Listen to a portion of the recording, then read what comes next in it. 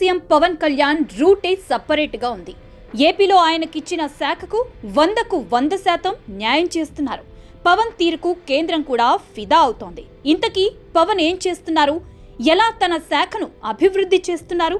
జనసేన అంటే టీడీపీలో భాగం కాదు, దానికి సపరేట్ గ్రాఫ్ని ఎలా పెంచుతున్నారు అనేది తెలుసుకుందాం. AP deputy CM Pawan Kalyan దూకుడు ప్రదర్శిస్తున్నారు. మాట తీరు ఆచి తూచి ఉన్నా పనితీరు విషయంలో మాత్రం దూకుడుగానే ముందుకు సాగుతున్నారు.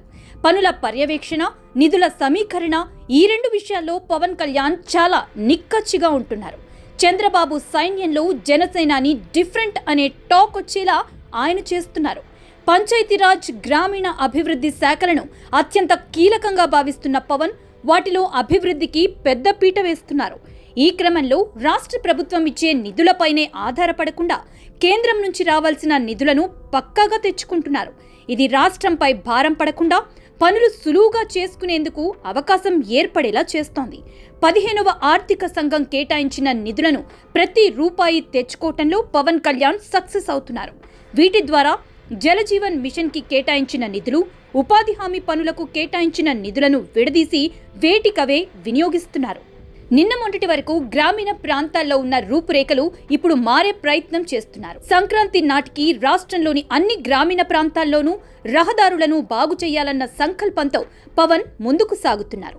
రహదారుల నిర్మాణమే కాదు, వాటి నిర్మాణ తీరును, నాణ్యతను కూడా ఆయన పక్కాగా పరిశీలన చేస్తున్నారు. దీంతో పనుల్లో నాణ్యత పెరగడంతో పాటు అధికారుల్లో జవాబుదారీతనం కూడా పెరిగింది. డిప్యూటీ సీఎంగా పవన్ పనితీరుకు మెచ్చిన కేంద్ర ప్రభుత్వం వడివడిగా నిధులను విడుదల చేస్తుండటం గమనార్హం. తాజాగా గ్రామీణ స్థానిక సంస్థల కోసం 15వ ఆర్థిక సంఘం గ్రాంట్స్ ని విడుదల చేసింది. 2024-25 ఆర్థిక సంవత్సరానికి సంబంధించి ఈ గ్రాంట్స్ కింద 446.49 కోట్ల రూపాయలను నేరుగా పవన్ నేతృత్వం వహిస్తున్న పంచాయతీరాజ్ ఖాతాకు కేంద్రం బదిలీ చేసింది. రాష్ట్రంలోని 1397 గ్రామ పంచాయతీలు, 650 మండల పరిషత్లు, 13 జిల్లా పరిషత్లు అభివృద్ధి చేసుకునే వీలు కలుగుతుంది. మొత్తానికి పగ్గాలు చేపట్టిన 6 మాసాల్లోనే పవన్ ఇంత పెద్ద మొత్తం సాధించడం విశేషం. పవన్ చేస్తున్న అభివృద్ధిని గమనిస్తున్న ప్రధాని మోడీ సైతం కేంద్ర మంత్రి ఆఫర్ చేశారు. అంతలా అటు జనాల్లో ఇటు కేంద్రంలో పవన్ పాతుకుపోతున్నారు.